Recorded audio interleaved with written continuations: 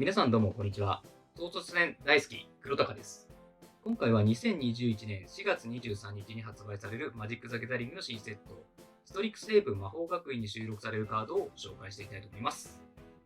このチャンネルで紹介するということは、もちろん統率戦系のカードです。それではまずはじめにストリクス・セイブ魔法学院について紹介します。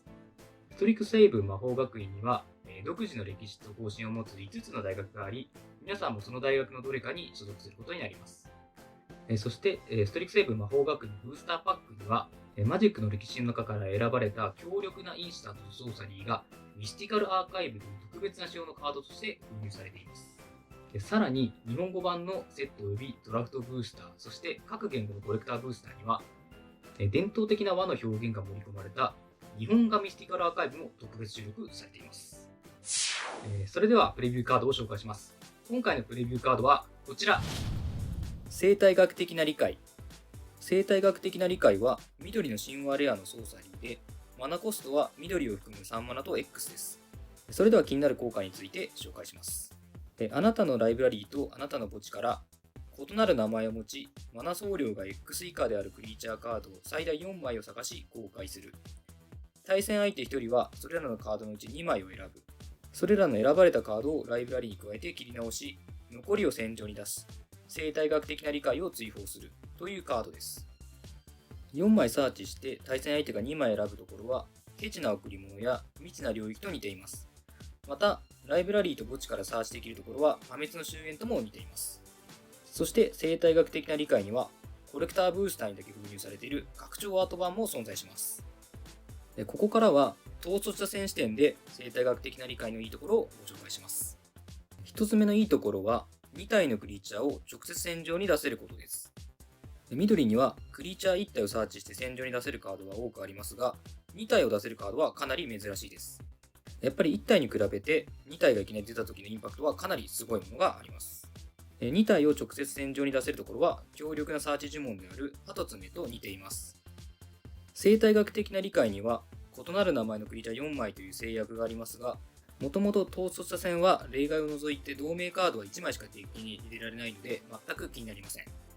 生態学的な理解は4枚の中から2枚を対戦相手が選ぶので、自分の思い通りのクリーチャーを戦場に出すことはできませんが、再利用の賢者とビリジアンのシャーマンなどの似た能力を持つカードを4枚サーチしたり、強力なクリーチャーを4枚サーチすれば対戦相手が選ぶデメリットをある程度緩和することができます。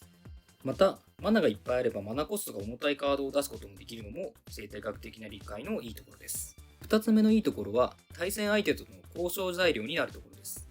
統率者戦には通常対戦相手が3人いるので、生態学的な理解を唱えたときはその中の1人から選ぶことになります。この際に選んだ対戦相手と交渉を行えば、自分が戦場に出したいクリーチャーをある程度操作することができます。例えば、アーティファクトや飛行クリーチャーを一掃したいと思っている対戦相手がいた場合、交渉して利害が一致すれば、進歩の災いと下長ハイドラを狙い通り出すことができます。これは対戦相手が多くいる統率者戦ならではの利点です。3つ目のいいところは、墓地のクリーチャーをライブラリーに戻せるところです。生態学的な理解は、ライブラリーか墓地からクリーチャー4枚を探し、対戦相手が選んだ2枚のカードはライブラリーに加えられます。この際、墓地からクリーチャーを探しておけば、たとえ戦場には出なかったとしても、ライブラリーに戻るので、その後召喚の調べなどを使えば、ライブラリからまた戦場に出すことができるんです。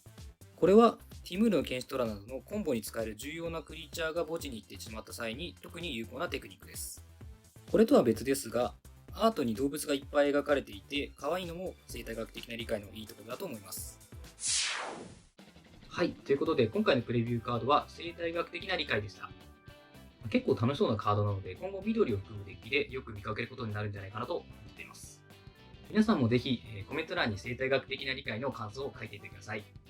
この動画が気に入っていただけたら、ぜひともチャンネル登録、高評価よろしくお願いします。それではご視聴ありがとうございました。バイバーイ。